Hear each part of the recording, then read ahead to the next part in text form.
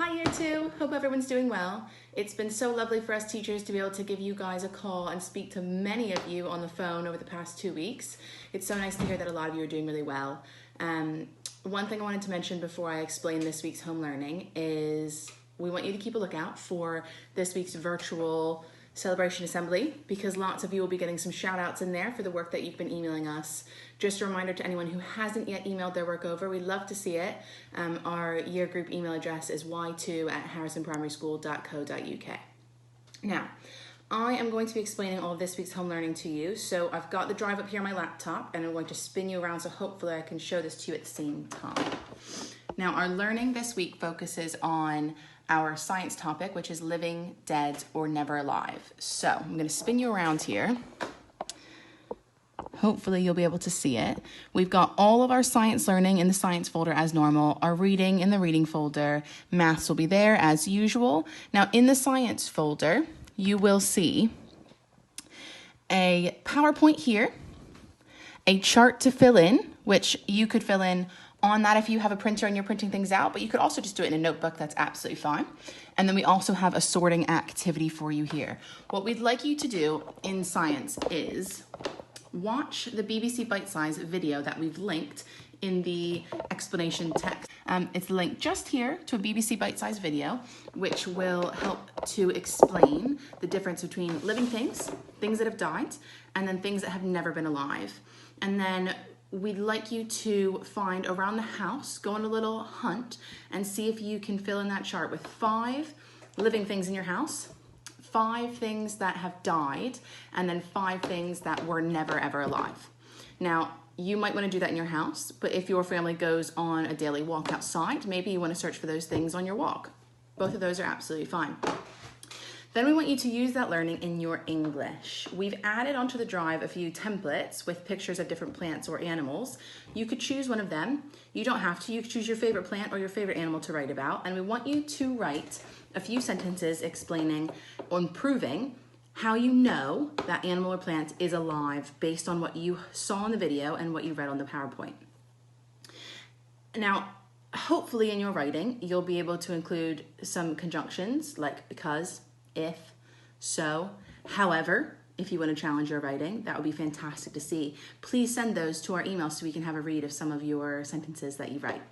Now, in the reading section, we have our reading comprehensions as normal, and I've also added in something from our Monster Phonics. Now, I know a lot of you love the Monster Phonics, and they've actually been uploading some stories. So, this week's story, I've put a link in there. It is to a story called Tricky Witch Has a Horrid Day. So if you'd like to read that, there is a link to follow as well. The maths this week focuses on related number facts and comparing number sentences. So that will be up today in our maths folder on the drive as well. Spellings, we've got lots in the spellings folder now, but it's just a continuation of last week plus a little bit more. So you've got your high frequency word lists, you've got your common exception words. We then added some suffix words if you were confident in spelling all those original ones.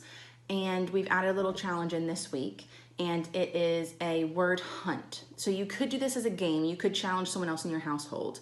You need to choose one book. You can't look at the story or the book inside. You just have to pick by the cover first. And then you're going to see how many times you can find, and there's 6 different words to look for. So it's people. I'll show you a little picture of it. You might be able to see it. Ooh, over here. It's people, there, cold, looked, asked, and could.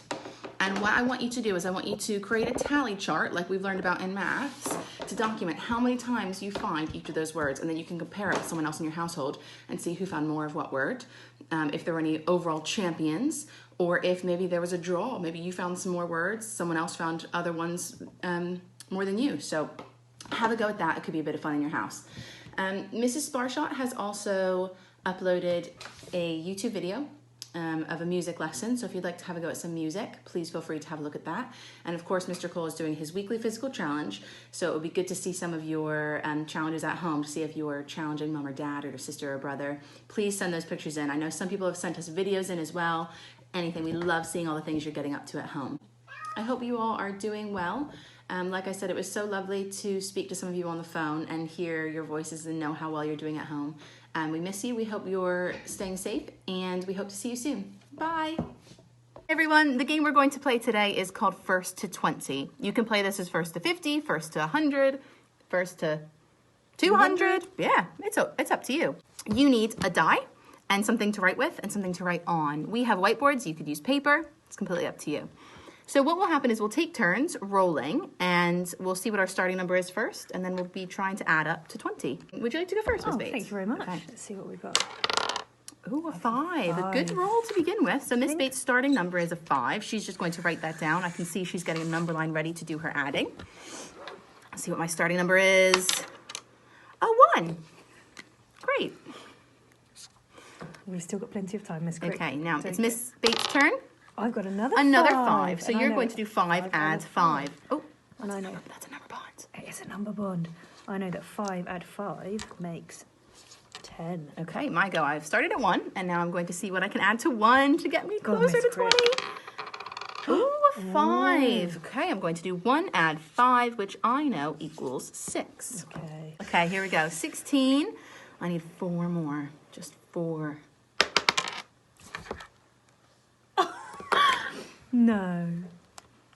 I rolled a 4, and I know my number bonds 6 and 4 make 10. So 16 add 4 equals 20. Exactly. So you can see what a close game. Noted this down differently there. I've done a number line to count mine on, and Miss Crick has done her number sentences there. Oh, that was a fun game. That was a fun game. Well, I hope some of you enjoy that game at home. We'll see you next time. Bye.